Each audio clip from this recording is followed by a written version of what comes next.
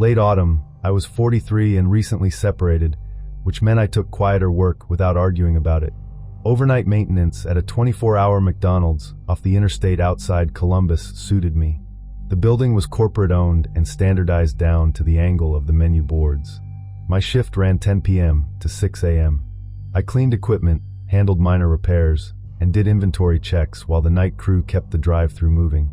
I liked the predictability, stainless steel that showed every fingerprint, laminated checklists that never changed, scheduled tasks that didn't require emotion. If you prefer realistic accounts like this, subscribe for more quiet, grounded horror from ordinary jobs. Behind the counter, the refrigeration units carried a steady hum that never stopped, and fryer number 3 intermittently flashed error code, E17, like a board warning light.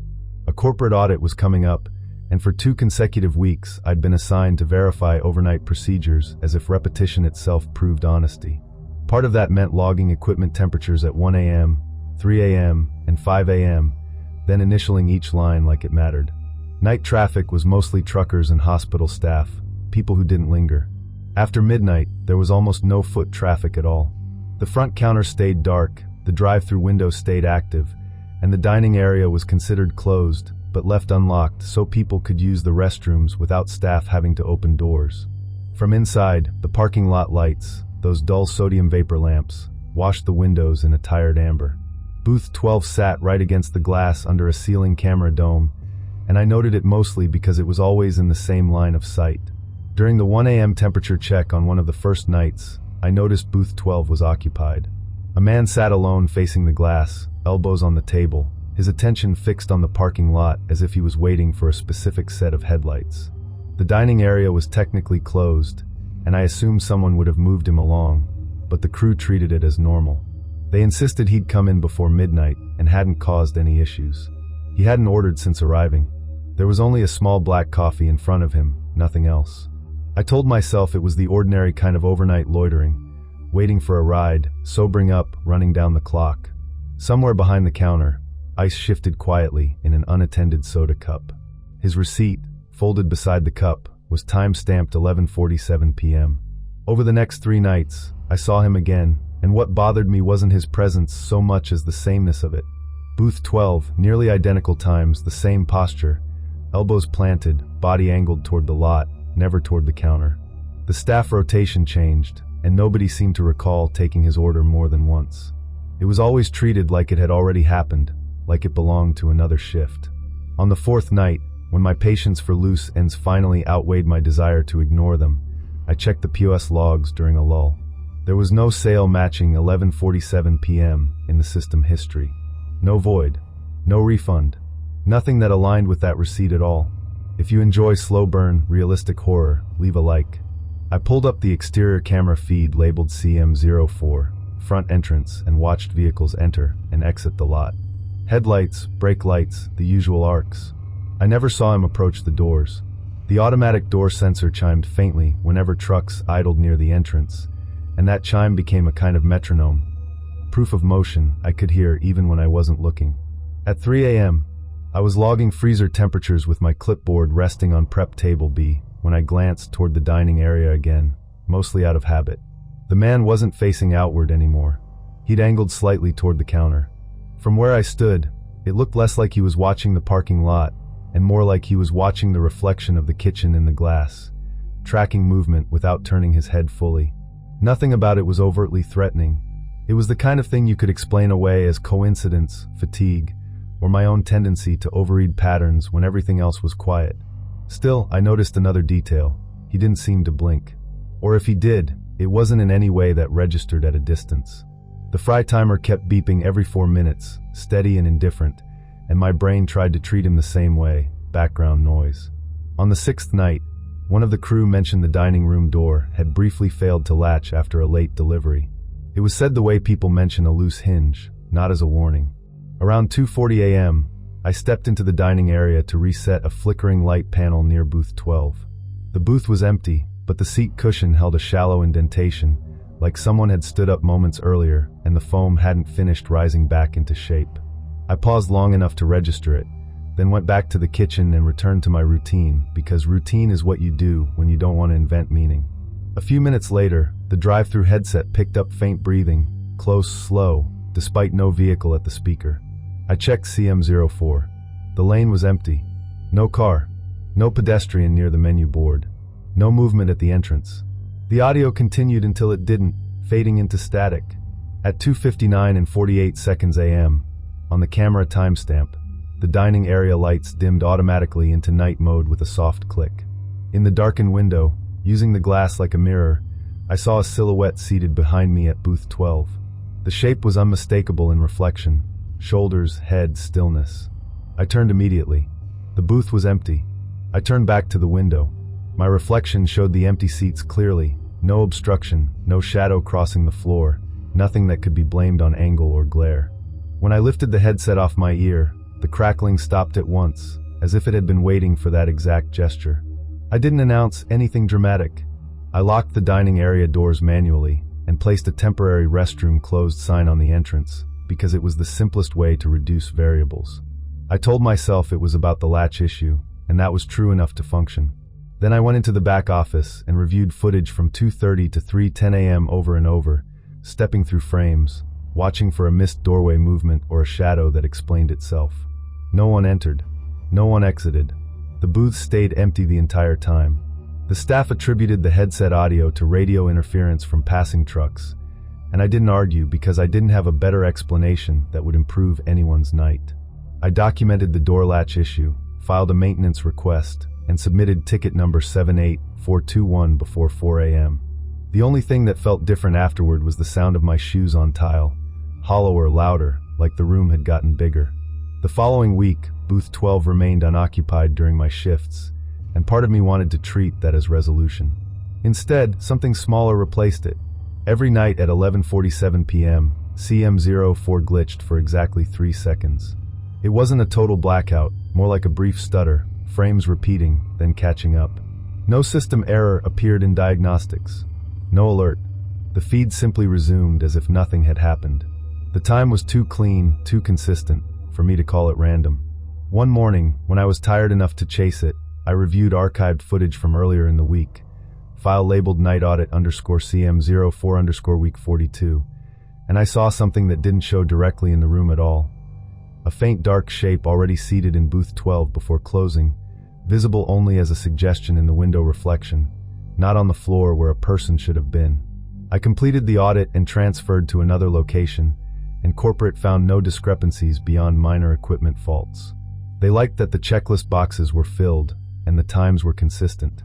I kept thinking about how standardized everything was: lighting, timing, layout, designed to eliminate unpredictability by making every store interchangeable. Still, I'd learned that repetition can hide inside standardization, the way a seam hides in a uniform wall. Some nights now, driving past similar restaurants, I catch myself looking for the window booths facing the road, directly beneath the ceiling camera domes, and wondering what the cameras miss when they record exactly what they're told. Share this with someone who appreciates grounded horror, and subscribe for the next account.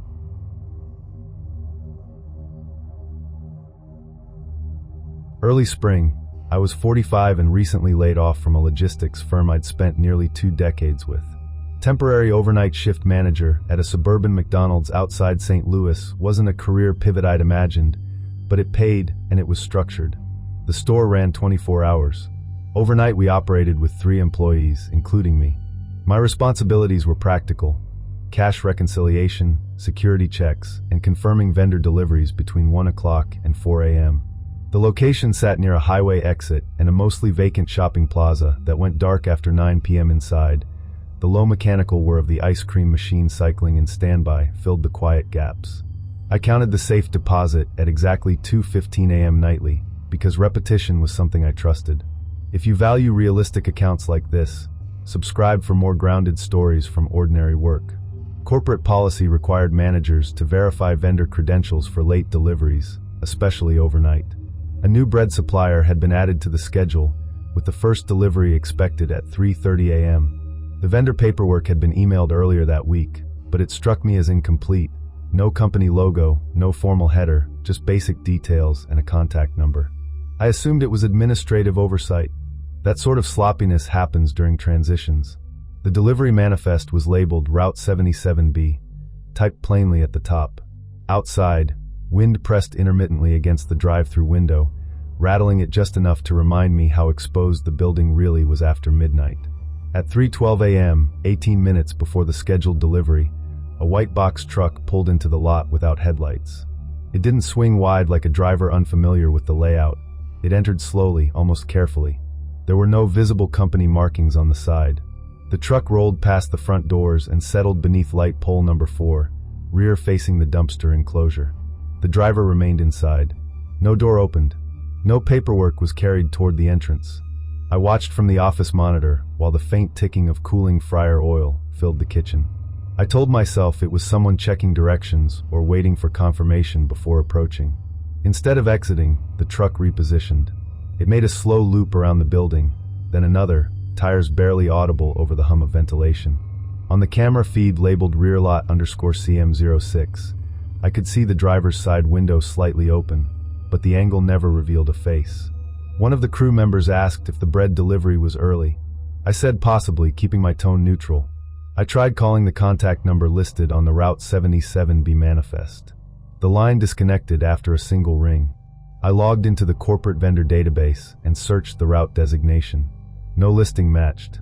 That unsettled me more than the truck itself. It remained idling for nearly 25 minutes, engine vibration faintly resonating through the glass storefront. The building felt less solid than usual. If you appreciate slow burn, realistic horror, leave a like.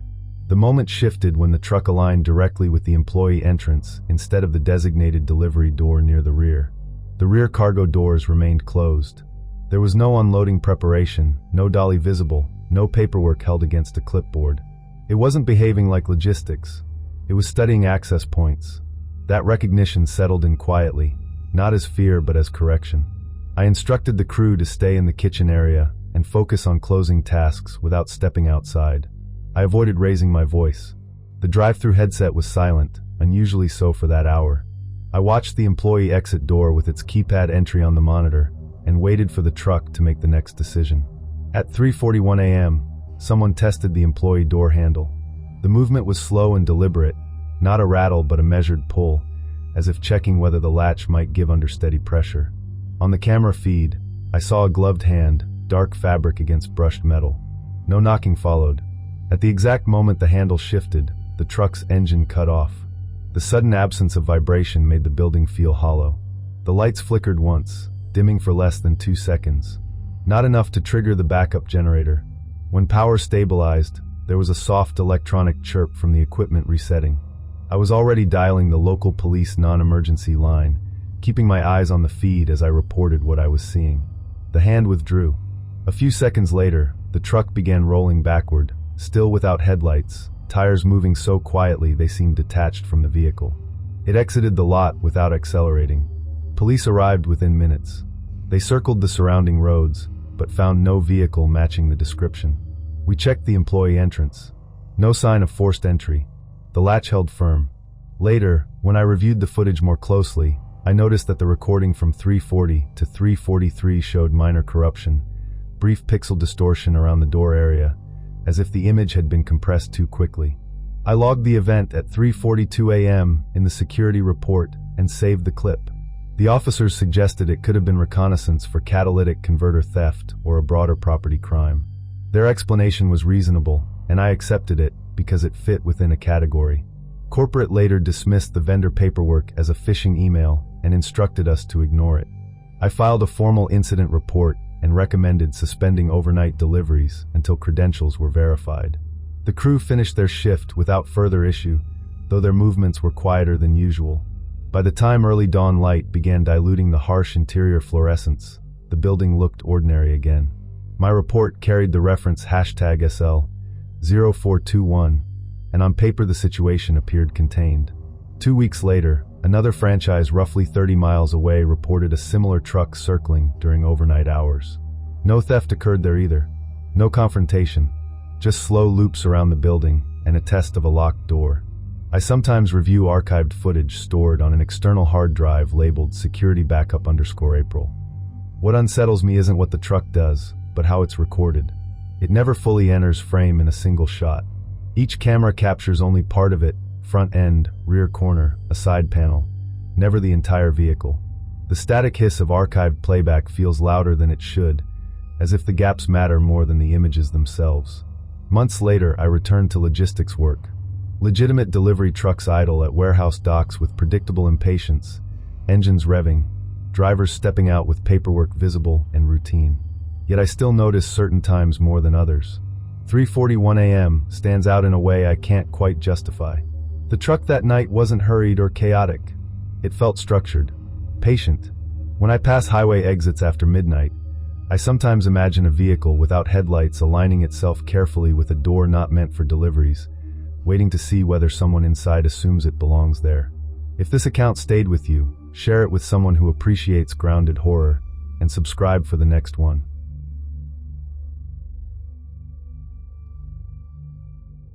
Midsummer, I was 42 and recently certified as a food safety auditor, contracted to inspect multiple McDonald's locations across rural Pennsylvania.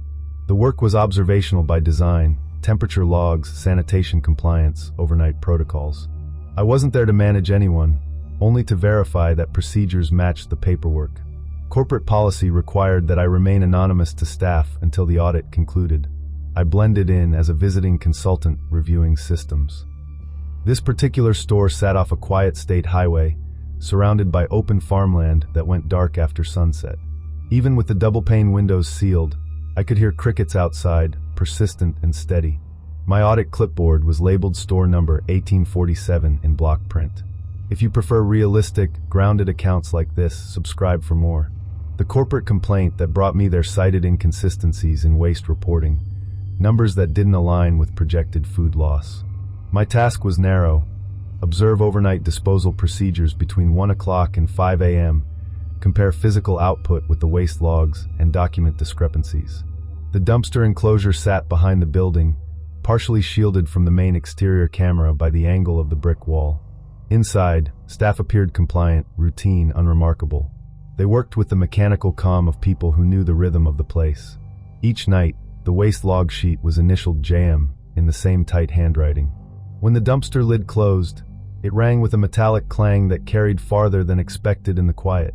On paper, the waste volume was unusually low compared to sales for that region. There was no visible miscount in the register reports. Inventory seemed stable.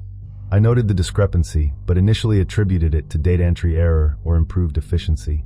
On my third night, around 4 a.m., I stepped into the rear hallway and saw an employee carrying 2 sealed trash bags not toward the dumpster, but toward a dark sedan parked just beyond the reach of the exterior light spill. The gravel crunched distinctly underfoot. The movement was brief and purposeful. I made a note without confronting anyone. The pattern repeated the following night. Certain bags were diverted before official disposal, always just before shift change. The timing settled consistently at 4:10 a.m. I began marking that time repeatedly in my audit notes. The bags didn't sag like standard food waste. They held their shape, weight distributed evenly. I considered the possibility of a side arrangement: recycling oil, salvaging cardboard, even informal composting. Rural locations sometimes operate with local adjustments. Still, the camera angle never clearly captured the transfer. The sedan remained parked just beyond the brightest light, its interior impossible to see. Beyond the building, early morning irrigation systems activated in the fields with a faint, steady hiss. The sound became a kind of backdrop to my observation. The more I watched, the more deliberate the routine felt. If you appreciate slow burn, realistic horror, leave a like. I decided to compare waste logs against security timestamps. On the nights when bags were diverted, the exterior camera feed glitched briefly. Not a full blackout, just a freeze lasting 2 or 3 seconds, always during the handoff near the sedan. The system model was SecureView 5.2, reliable and widely used. I checked diagnostic reports. No recorded malfunction. The office clock ticked loudly in the otherwise empty manager's office as I replayed the footage frame by frame. The freeze was too precise to be coincidence. It wasn't random interference. It occurred exactly when the bags crossed that strip of shadow near the dumpster wall. That was when I stopped assuming oversight and began considering intent. On my final audit night, I positioned myself in the rear hallway without informing staff. I wanted proximity without confrontation. At 4:08 a.m., JM exited with 2 sealed bags, walking at a steady pace. I waited for the usual turn toward the sedan. Instead, I heard a soft dragging sound from beyond the dumpster wall, subtle but distinct against the irrigation hiss in the fields. It wasn't the metallic clang of the lid. It was friction, something heavier than loose trash shifting across packed soil. I stepped outside. JM turned slightly at the sound of the door opening, startled but composed. He adjusted his grip on the bags and moved toward the enclosure. Behind the dumpster, in the narrow strip between concrete and field, the ground showed shallow soil disturbance, 2 narrow troughs parallel, as if something had been pulled across the dirt. The bags he carried were intact. No tears, no leakage. The sedan remained parked beyond the light spill, engine off. He said he was reorganizing cardboard, nothing more. His tone was flat, unhurried. There was no visible contents exposed, no open bags, no smell beyond ordinary waste. I noted the soil disturbance, but had no direct evidence of violation. Dawn began thinning the darkness, and early sunlight flattened the shadows behind the enclosure, making depth harder to judge. When I looked again minutes later, the disturbed soil appeared smoothed over. By mid-morning, when I returned for a final look, no visible trace remained. I entered a line in my notes. Observation only, insufficient evidence. I submitted my report citing waste documentation inconsistencies and attached still frames from the camera freeze. Corporate responded with a standard compliance warning and required retraining on documentation procedures. Store number 1847 passed the audit conditionally. No immediate action was taken. Within a week, I noticed that JM's initials no longer appeared on the updated staff schedule forwarded to me for records. No explanation accompanied the change. The printer fed out the finalized audit summary with a steady mechanical rhythm, and I filed it under case #PA 1847W. On paper, the matter resolved itself into minor discrepancies. In person, it felt incomplete. Months later, while reviewing regional complaint reports under fluorescent office lighting that buzzed faintly overhead, I noticed store number 1847 listed unexplained shrinkage in non-food inventory. Nothing dramatic. No health violations. No theft reports. Just small adjustments logged under a spreadsheet column labeled adjusted loss. The numbers weren't large enough to trigger alarm, only enough to suggest gradual subtraction. I never confirmed what was inside those diverted bags. The memory that returns most clearly isn't visual. It's the sound of gravel shifting and that soft dragging friction against soil, just beyond what the camera could see. Auditing trains you to rely on numbers. Patterns matter more than single events. Most inconsistencies point to clerical errors or minor theft. But some patterns don't point to theft at all. They suggest something being taken away deliberately on schedule in measured portions. I still have that clipboard with store number 1847 written across the top. In the margin beside multiple entries, one time appears again and again, 4:10 a.m. When I think back, I don't see the bags. I hear the quiet thud of a dumpster lid closing and the faint scrape of something being pulled just out of sight. If this account stayed with you, share it with someone who appreciates grounded horror, and subscribe for the next one.